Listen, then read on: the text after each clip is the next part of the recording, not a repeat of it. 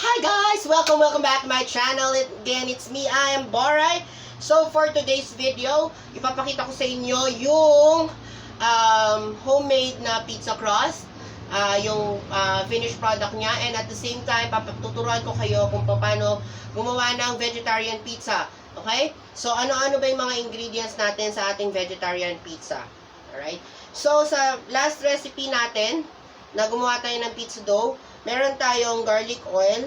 Ayan. So, ito yung natira sa ating garlic oil. Meron pa tayong garlic pieces dito.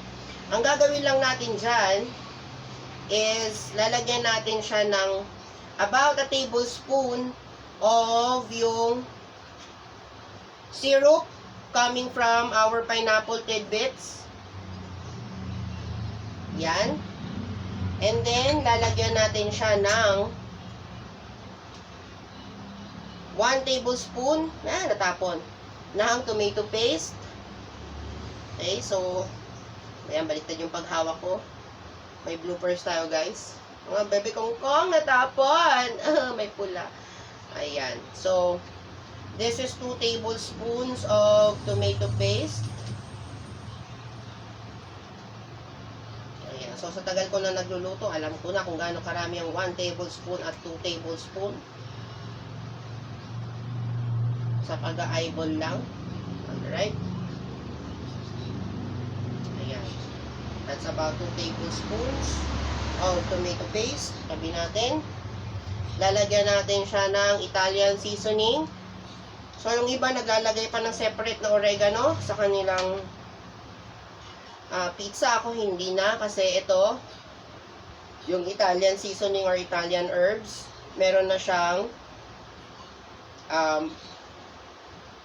oregano. Meron na rin tong marjoram, rosemary, thyme. Yan, yung mga magkakasama dyan. Tapos may fennel. Yan. So, lalagyan natin siya ng Italian herbs.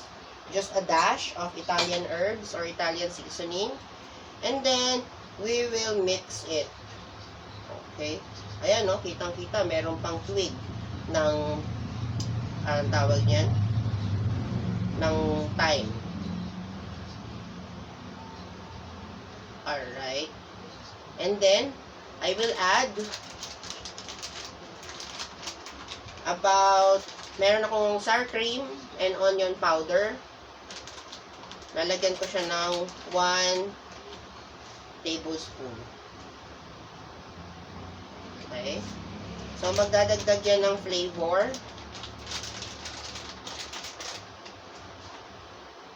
There.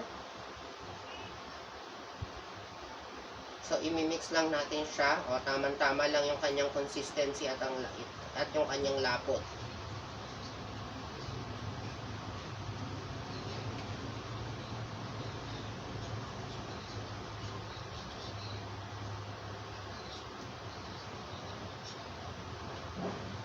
Tapos, tikman natin.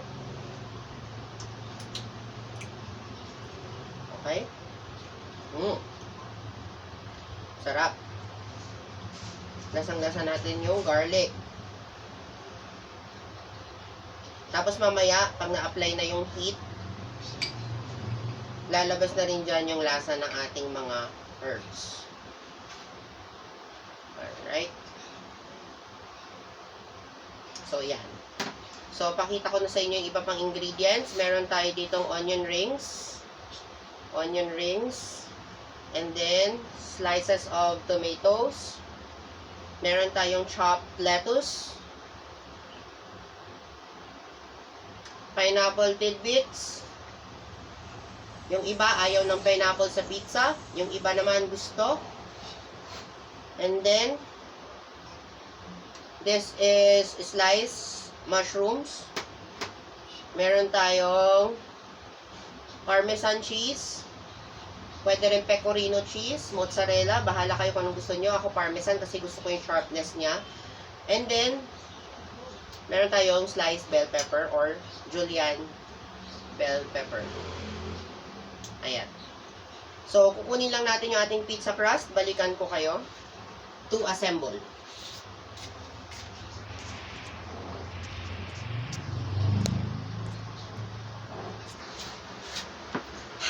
Welcome back. So, ayan. Ito na yung ating finished product ng ating pizza dough as promised. So, ayan. Luto na yung kanyang bread. May body na siya. At hindi siya umangat or umalisa sa gitna dahil tinusok-tusok natin siya ng fork. Okay? So, let's assemble our pizza. Ilalagay ko lang itong ating pizza sauce. Ayan. So, sa part na yan, at part na yan. There. And then, from the center, we will just spread it.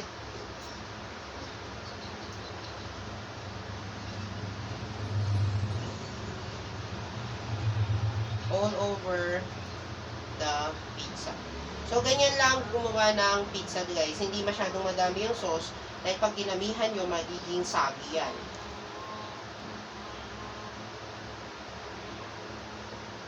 There.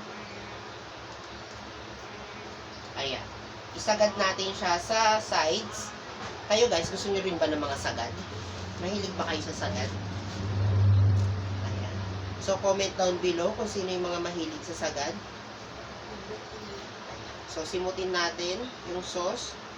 Ayan. Make sure that the sauce is well distributed. Ayan. So, itabi lang natin yan. And then, we will now proceed to our cheese. Simutin natin. Kunin natin yung fork natin kanina. Para masimot yung mga dumikit sa brush. Yan. Okay. Now, lagyan na natin siya ng ating cheese. So, yung ginagamit ko is hard cheese. Kasi mas malasa yung flavor niya. Mas sharp yung lasa niya. Pwede rin siyang lagyan ng mozzarella kung gusto nyo na medyo parang may gummy.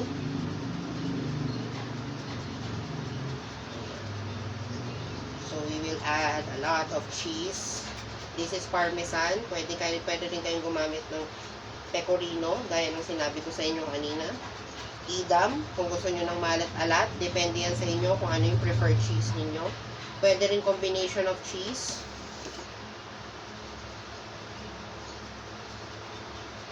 Kung gusto nyo naman maging vegan siya, yung cheese na gawa sa almond milk or yung non-dairy na cheese, pwede rin kayong gumamit ng silken tofu as cheese replacement.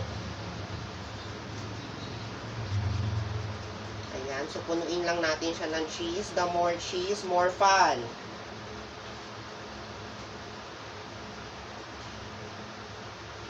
Ayan. Mas gusto kong ginigrate yung cheese kesa dun sa pre-grated or i-grate nyo muna tapos sabay saka nyo gagamitin. Medyo nagkaano kasi yun nagdidikit-dikit, hindi na na-spread maigi. So, mas maganda saka kayo mag-grate kapag kung kailan nyo na lang siya gagamitin. There.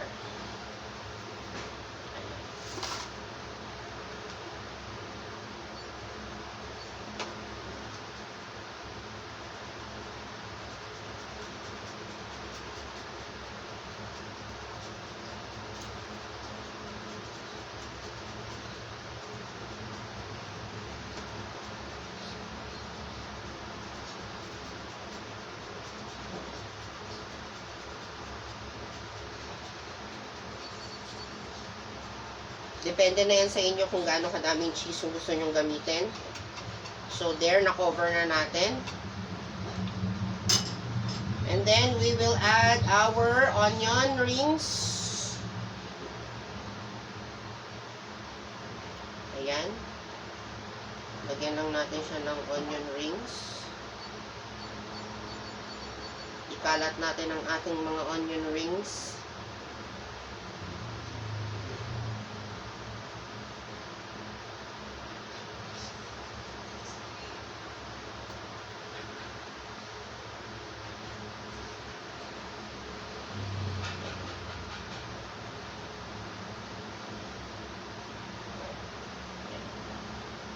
And then, lagyan natin siya ng mga tomatoes.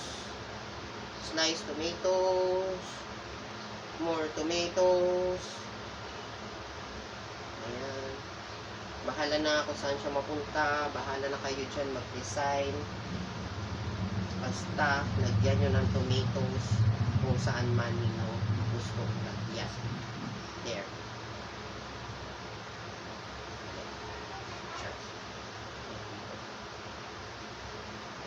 Make sure that it's evenly distributed. There. Okay? Tapos, ilagay natin yung ating chopped parsley. Pwede rin chop na lettuce. Ito, chopped lettuce ang ginagamit ko. There. And then, yung mga natira pang onion rings. Kumalat dyan sa ibabaw. There you have it.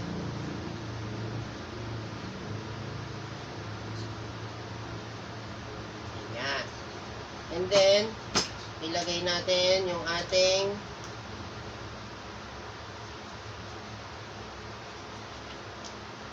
pineapple tidbits.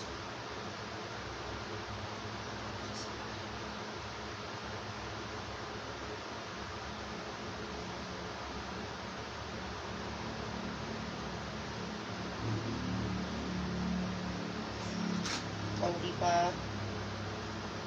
There you have it.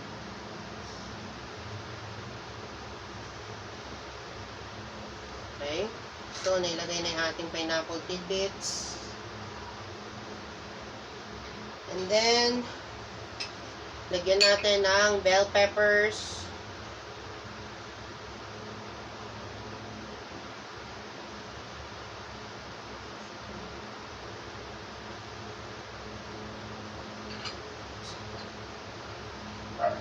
Ito kalahati lang to ng medium size ng bell pepper. Ayan, make sure na lahat ng parts ay may bell pepper. Ayan, and then lagyan natin ng sliced mushrooms. So ikalat din natin yung ating mushrooms.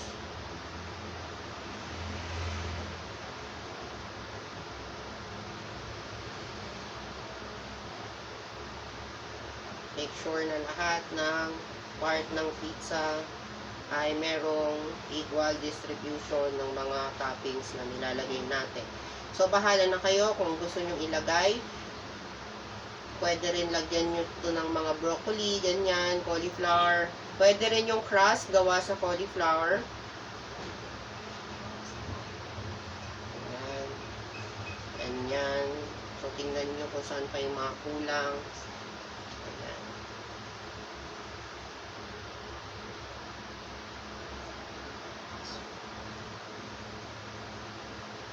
O, diba? Ayan.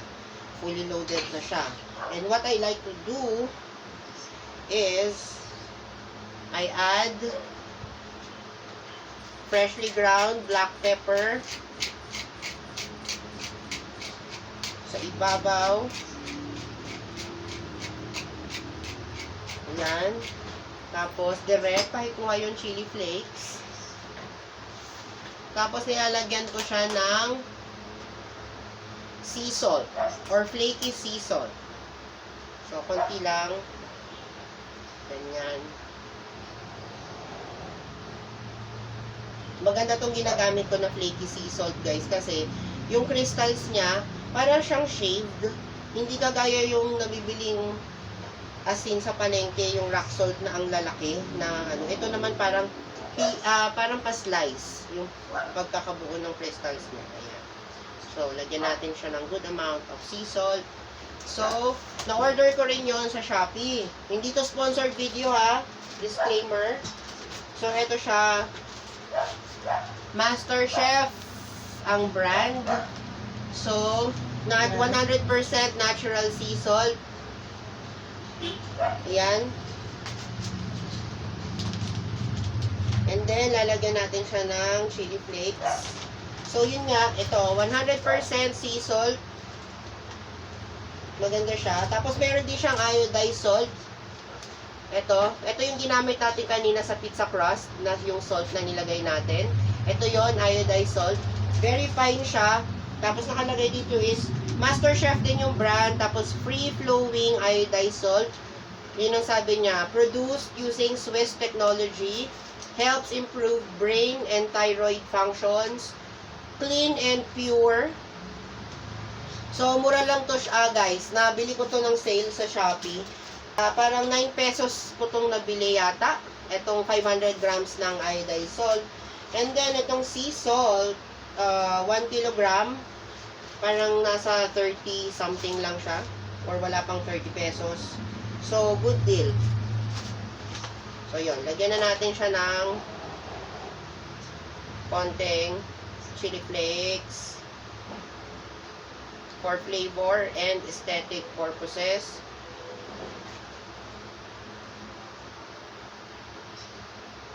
There. And then, we will bake this at the oven for 400 degrees Fahrenheit or 250 degrees Celsius for 15 to 20 minutes until you develop a good crust and the top turns golden brown. So, balikan ko kayo guys pag papakita ko na sa inyo yung finished product. Let's just pop this in the oven. So, ganito yung tsura niya kapag hindi pa siya nabibake.